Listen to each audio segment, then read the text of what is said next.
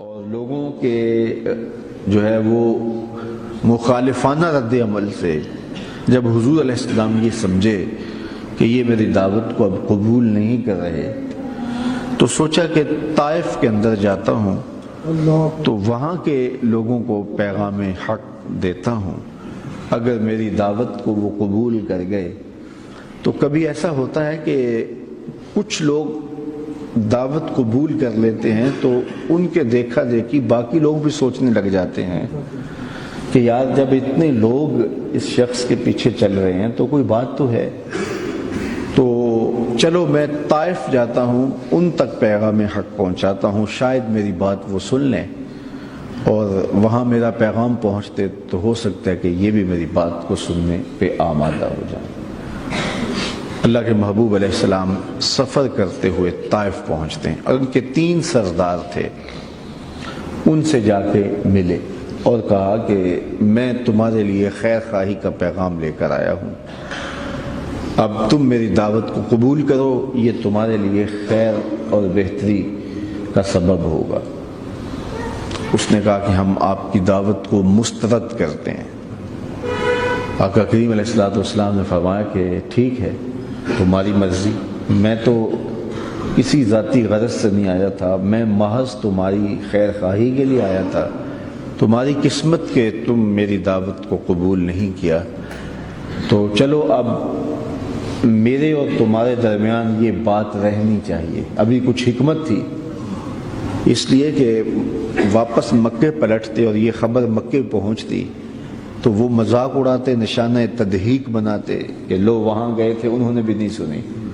تو کہا کہ ٹھیک ہے، میں تمہاری خیر خواہی کا ایک اچھا پیغام لے کر آیا تھا، تم نے نہیں قبول کیا، تمہاری مرضی، لیکن یہ تو بات کرو کہ میرے اور تمہارے درمیان یہ راز رہے۔ انہوں نے کہا ہم کیوں راز رکھیں؟ الٹا جب حضور طائف سے نکلنے لگے تو اوباشوں کے ہاتھوں میں پتھر دے کر کے راستے میں کھڑا کر دیا اور کہا کہ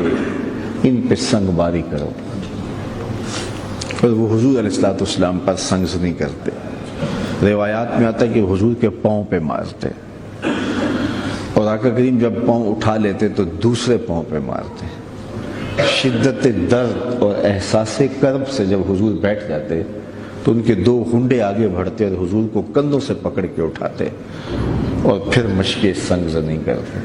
حتیٰ کہ نالین خون سے بھر گئے اور مبارک پاؤں زخمی ہو گئے۔ خیر ایک باغ تھا، حضور وہاں تشریف لائے اور وہاں اداس نامی ایک خادم تھا باغ میں، جس نے حضور کو انگور پیش کیے، اور ایک بیل کے سائے میں حضور بیٹھ گئے تو جو حضور کے ساتھ تھے صحابہ، انہوں نے کہا کہ ان کے لیے بد دعا کر دیجئے، تو حضور نے فرمایا میں تو رحمت بن کے آیا۔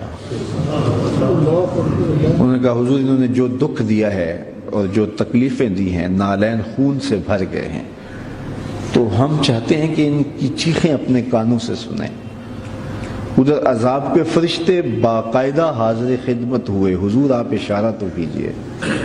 ان 2 پتھروں کو، پہاڑوں کو آپس میں جوڑ دیں گے، یہ درمیان میں پس کے رہ جائیں گے۔ لیکن حضور علیہ السلام نے فرمایا نہیں، میں ان کے لیے بد دعا نہیں کروں گا،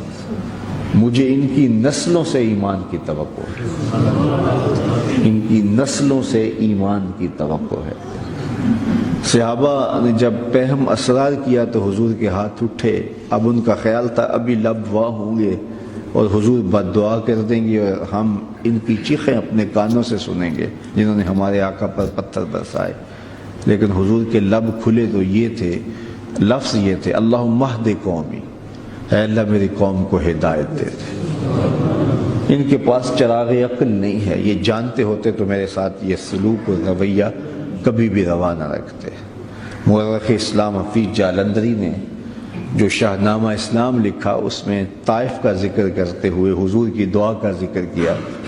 کہ آقا نے ہاتھ اٹھائے اور دعا مانگی، الہی کرم کر کوہ سارے طائف کے مکینوں پر،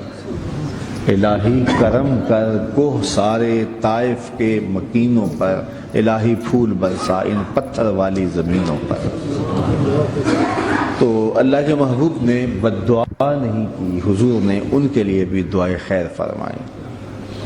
یہ حضور کا اخلاق تھا، یہ حضور کا کردار تھا، حضور کا طرز عمل تھا، حضور کی تربیت تھی۔ حضور فرماتے ادبنی ربی،